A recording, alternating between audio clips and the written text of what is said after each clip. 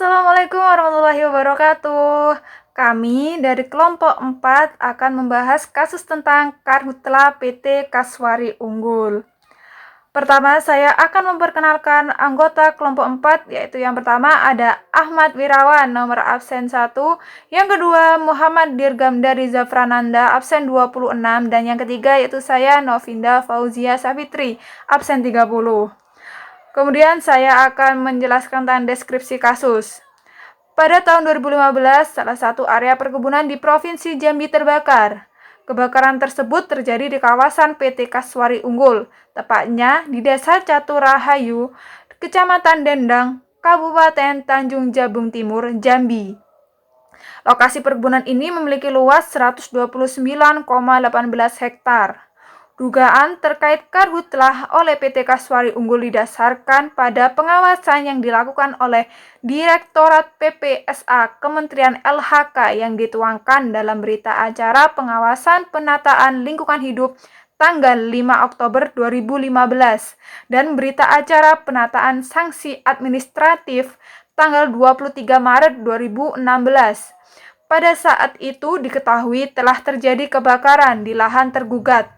Kemudian dilakukan pengamatan data-data hotspot sejak tanggal 5 Juli hingga 14 September 2015 yang didapatkan dari satelit Modis-Terra Aqua VIIRS dan dilakukan pemeriksaan citra satelit dengan menggunakan aplikasi Google Earth.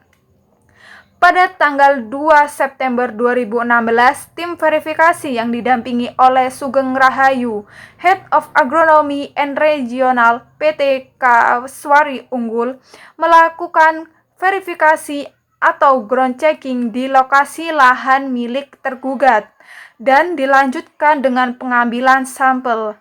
Setelah itu dilakukan penyandingan atau overlay data hotspot dan peta lokasi kerja tergugat hingga tergugat mengaku. Oke, selanjutnya adalah pihak-pihak dari kasus kebakaran hutan dan lahan oleh PT Kaswari Unggul. Yang pertama adalah penggugat, yaitu Kementerian Lingkungan Hidup dan Kehutanan atau LHK. Kedua adalah kuasa hukum penggugat, yaitu Muji Kartika. Ketiga adalah tergugat, yaitu PT Kaswari Unggul. Dasar hukum terkait dengan kasus kebakaran hutan dan lahan oleh PT Kaswari Unggul. Pada dasarnya ada 3 pasal terkait oleh kasus kebakaran hutan dan lahan. Yang pertama adalah pasal 1365 KUH Perdata yang berbunyi tiap perbuatan yang melanggar hukum dan menimbulkan kerugian kepada orang lain mewajibkan orang yang menimbulkan kerugian itu karena kesalahannya untuk menggantikan kerugian tersebut. Yang kedua adalah pasal 1366 KUH Perdata yang berbunyi setiap orang bertanggung jawab bukan hanya atas kerugian yang disebabkan perbuatan-perbuatannya, melainkan juga atas kerugian yang disebabkan kelalaian atau kesembronoannya.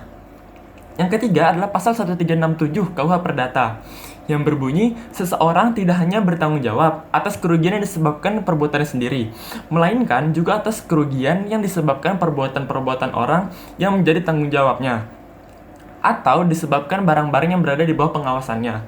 Dari ketiga pasal ini, yang digunakan dalam kasus perbuatan melawan hukum oleh PT Kaswari Unggul ialah pasal 1365 KUH Perdata.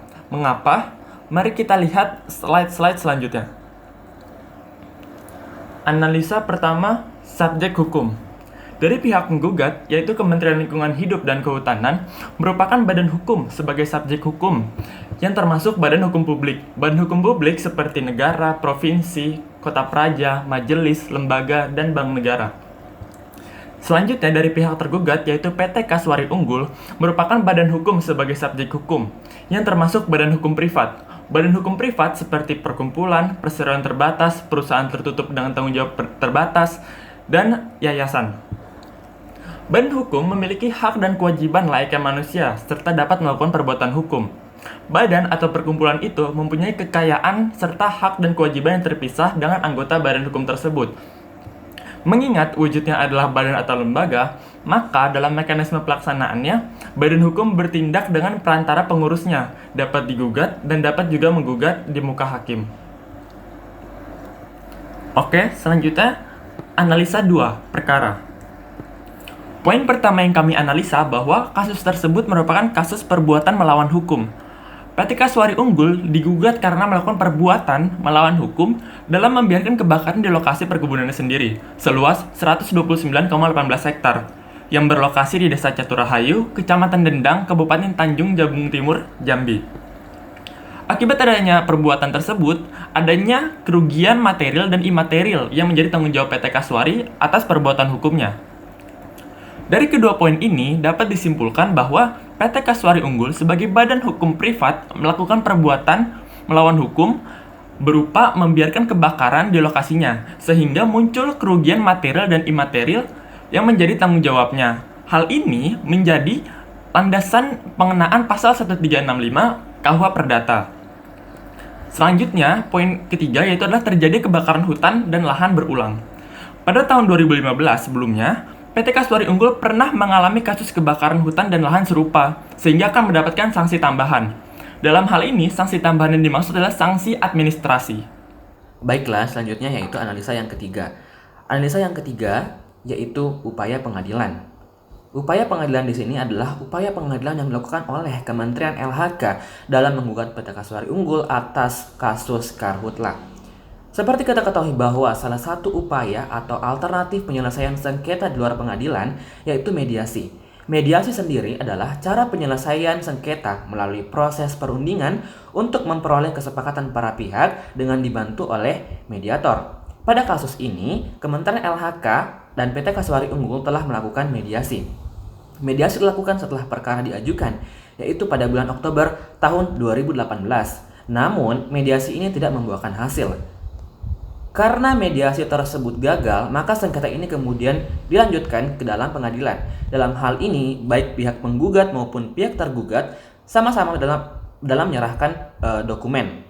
Nah, pada akhirnya Kementerian LHK memenangkan persidangan ini dan tergugat wajib membayarkan ganti rugi.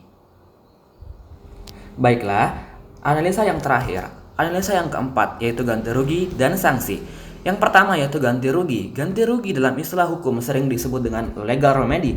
Legal remedy adalah cara pemenuhan atau kompensasi hak atas dasar putusan pengadilan yang diberikan kepada pihak yang menderita kerugian dari akibat perbuatan pihak lain yang dilakukan karena kelalaian atau kesengajaan maupun karena kesalahan. Nah, ganti rugi yang harus dibayarkan oleh PT Kaswari Unggul kepada Kementerian LHK terbagi menjadi 3 jenis. Yang pertama yaitu ganti rugi material.